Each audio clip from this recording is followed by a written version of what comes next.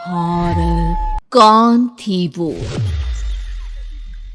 मैं 8 महीने की प्रेग्नेंट थी और अपनी डिलीवरी के लिए अपने मायके गई थी। माँ ने मुझे फोन पर बताया, घर के पीछे की तरफ जो खाली जमीन थी ना, वहां पर एक नया कमरा बनवा लिया है। इतने सालों के बाद जैसे ही अपने घर में कदम रखा, कुछ अलग सा लगा। माँ, ये घर के पीछे की तरफ नया कमरा बनवाने की क्या जरूरत थी? अरे बेटा, घर के पीछे दूर दूर तक खाली जमीन है। तेरे पापा को कई दिनों से लग रहा था कि यहाँ पर एक कमरा बनवा लेंगे तो ताजा हवा मिल जाया करेगी। अब तो ये सब छोड़ और चल जल्दी से दूध पी ले। माँ, मैं थोड़ी देर में पी लूंगी, आप सो जाओ। मैंने दूध का गिलास उठाकर उस खिड़की में रख दिया। पता नहीं कब आंख लग गई। अचानक से खिड़की के पल्लों के खड़कने की तेज आवाज आई। दूध का गिलास धड़ाम से जमीन पर आ गिरा। जमीन पर गिरते ही दूध का रंग लाल हो चुका था। मैंने खिड़की से झांक कर बाहर देखा। चारों तरफ धूप अंधेरा था। उस अंधेरे की तरफ से कुछ आवाजें आ रही थी, जैसे छोटे बच्चे आपस में खिलखिलाकर मस्ती कर रहे हो।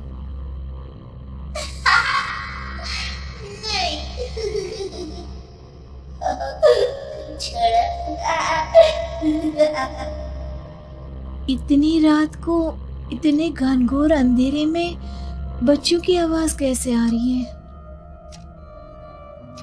घड़ी में वक्त देखा तो ठीक 12 बजे थे। देखकर मैं सन्न रह गई। बुरी आत्माओं और भूतों की कई कहानियां मैं सुन चुकी थी। वक्त भी कुछ ऐसा ही था। ऊपर से मैं प्रेग्नेंट। सुना था कि ऐसे वक्त में अक्सर बुरी आत्माएं औरतों का पीछा करती है। तो क्या मेरे पीछे भी? पसीने से तरबतर बड़ी मुश्किल से, जैसे कांपते हाथों से मैंने उस खिड़की को बंद किया। जल्दी से जल्दी उस कमरे से बाहर निकलकर माँ के पास जाने के बारे में सोचा, लेकिन जैसे ही दरवाजे की तरफ पलटी, लगा कोई साया हवा की स्पीड से दरवाजे के सामने से गुजर गया। मेरे गले में अटक कर रह गई। मैं जोर से चीख कर माँ को बुलाना चाहती थी, लेकिन वो आवाज खुद मेरे कानों तक नहीं पहुंच पा रही थी। तो माँ तक कैसे पहुंचती? खिड़की के पल्ले एक बार फिर तेज हवा के झोंके से धड़ाम करके खुल गया और पूरी ताकत से मैं चीख पड़ी। जानती थी मेरी चीख की आवाज सुनकर कुछ ही सेकंड में माँ वहां पहुंच जाएगी, लेकिन ऐसा कुछ हुआ ही नहीं। मेरा कलेजा डर के मारे फटा जा रहा था।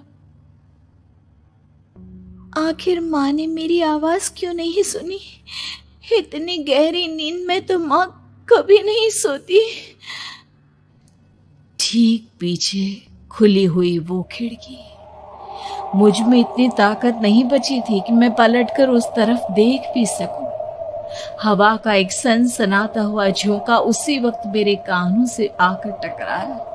लगा जैसे किसी ने दबी हुई आवाज में धीरे से मुझसे कहा, चली जाओ यहाँ से। मैंने दोनों हाथ अपने कानों पर रख लिए और एक बार फिर ताकत लगाकर जोर से चीखने की कोशिश की।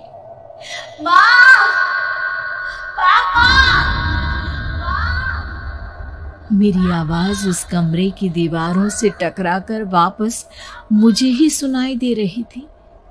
जितनी ताकत के साथ मैंने चीखने की कोशिश की थी, कुछ ही देर बाद उससे कहीं ज्यादा तेज और दर्दनाक चीख मुझे सुनाई देने लगी। ये आवाज ठीक मेरे पीछे खिड़की से आ रही थी।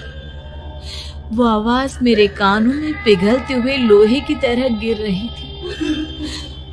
उन आवाजों में हैवानियत थी। वो आवाज़ें किसी इंसान की नहीं है, इतना मैं समझ चुकी थी। कांप रहे हाथों से मैंने अंधेरे में कुछ ढूंढने की कोशिश की। तभी अचानक मेरा हाथ बेड पर रखी टॉर्च पर पड़ा। किसी तरह ताकत लगाकर टॉर्च का बटन ऑन किया, लेकिन ये क्या? सामने दरवाजे पर 3 छोटी लड़कियां खड़ी हुई थी। उनके हाथ में स्टील के चमचमाते हुए चाकू थे। मैं घबराकर लड़खड़ाई और पीछे की तरफ हटी, लेकिन तब तक वो मेरे पास आ चुकी थी।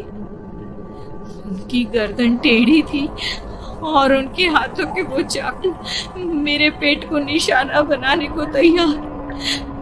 मैं जोर से चीखी, नहीं, छोड़ दो मेरे बच्चे को, मत मारो, मत मारो, छोड़ दो मेरे बच्चे को। सोनाली, सोनाली, क्या हुआ बेटा? तू इतनी डरी हुई क्यों है? उठ बेटा, क्या हुआ? हड़बड़ाकर मैंने अपनी आंखें खोली।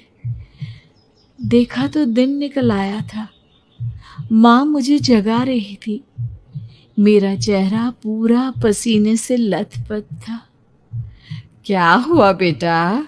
तुमने कोई बुरा सपना देखा क्या? मैं अभी तक अपने पूरे होश में नहीं थी। वो मेरे बच्चे को मार देगी माँ। वो लड़की मेरे बच्चे को। मैंने घबरा कर अपने पेट को छुआ। सब कुछ ठीक था। और वो दूध जो रात को यहाँ पर गिर गया था, उसका रंग लाल हो गया था। माँ ने हंसते हुए दूध का गिलास मुझे दिखाया। तुमने दूध पिया ही नहीं, पूरा का पूरा ऐसे ही रखा हुआ है। तुमसे कहा था ना सोनाली, सेहत के लिए लापरवाही ठीक नहीं बेटा। लेकिन मैंने तो सब कुछ अपनी खुली आंखों से देखा था। ये सपना कैसे हो सकता है?